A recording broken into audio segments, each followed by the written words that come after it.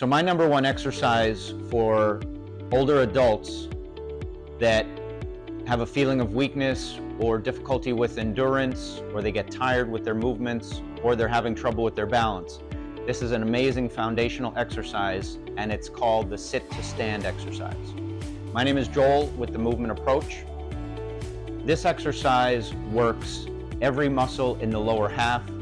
It forces your system to kind of think about balance and the proper way to move your weight around above your feet, which helps with your walking as well. And it also strengthens the same muscles that we need for elevations and getting up and down curb steps and stairs and things like that. So it's extremely simple, but there are some details involved that I want to make sure that we are on target with here and that you understand.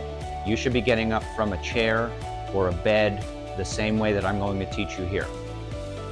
So to start the exercise, we're going to obviously be sitting down. You may be sitting back in your chair, watching television, things like that.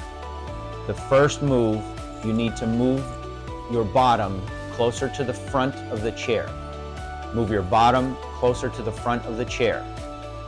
Your second move is to bring your feet back toward you as close as you can get to the chair. Okay? Now, if you have difficulty in moving your knees and bending your knees comfortably, just get them back as far as you possibly can. When you do this exercise, try and choose a solid chair that's not going to slip in case you do kind of have a tendency to do what we call vaulting that I just described. Your body will move away from that as you get stronger with the exercise.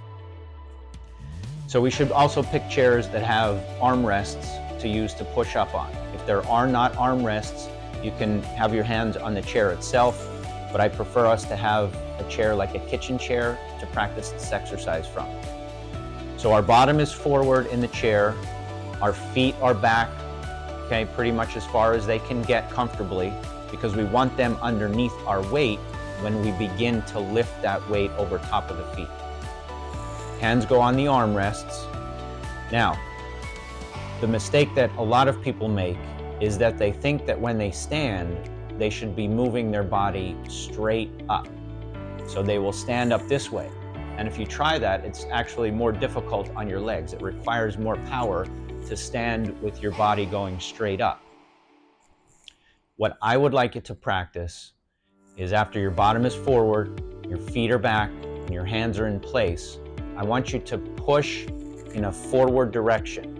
So you're going to move your body more towards the wall ahead of you rather than move your body towards the ceiling. Once you get your body and your bottom up, moving forward, then you can stand up and be straight up. Okay? So you're going to lean your shoulders forward, get your nose over your toes or ahead, and slowly, carefully thinking about your balance, push in a forward direction, and then come to full standing. Sitting back down is the reverse. You lean forward, hands go back, bend the knees, and your bottom returns to where it began. Okay? So again, let me reiterate, let me repeat exactly the same process. You're sitting, and let's say it's time to do the exercise. Bring your bottom to the front of the chair.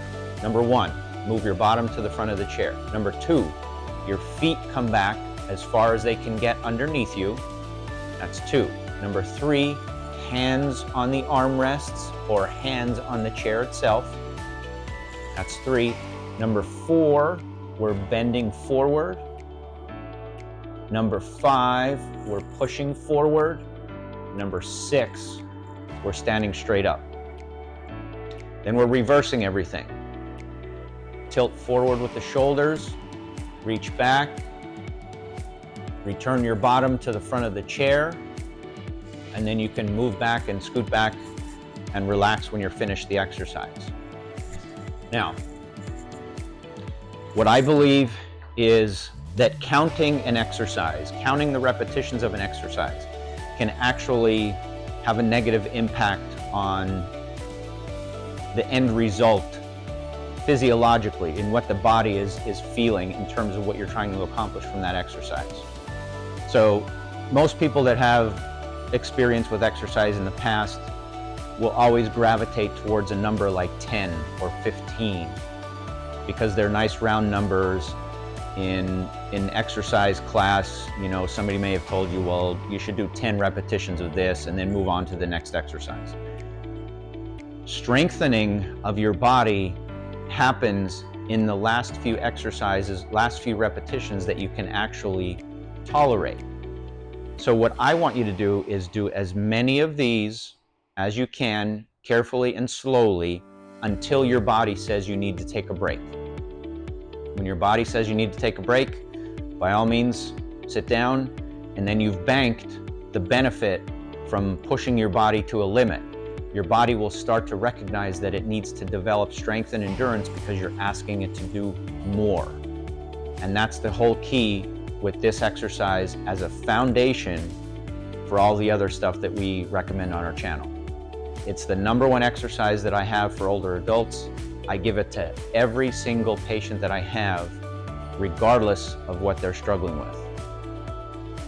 So again, remember that we're trying to do as many repetitions as possible until your body feels like it needs to take a break. Now, your body will tell you how often you can do this exercise. If you start with this exercise once or twice today, tomorrow your body will speak to you. If you're not used to exercising, your muscles may be sore, and your muscles will say, hey, keep it at 1 or 2 times a day for now until we get used to this. If your body does get used to it really quickly, you can do this quite often through the day.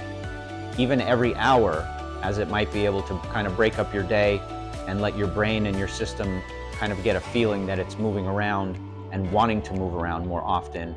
And then that system starts to change and starts to build muscle and build strength in the muscle.